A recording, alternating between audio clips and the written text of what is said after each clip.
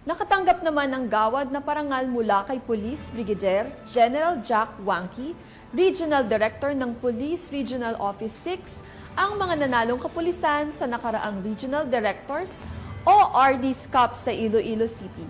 Ibabalita yan ni Patrolwoman Justin May Halores.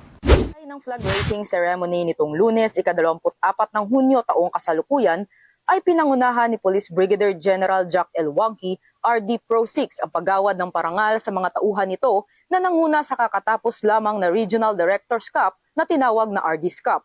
Ginanap ito sa Camp General Martin Teofilo B. Delgado, Iloilo City, nito lamang Hunyo 13 hanggang 16 taong kasalukuyan. Kinilala at binigyan ng parangal ni Police Brigadier General Jack L. Wanky ang lahat ng mga nagwagi at kalahok sa naturang paligsahan. Ang tagumpay ng RD's Cup ay hindi lamang nagbigay ng kasiyahan, kundi pati na rin ng mahalagang aral sa bawat kalahok, na ang patuloy na pagsasanay at pag-unlad ay susi sa pagiging epektibong tagapagpatupad ng batas.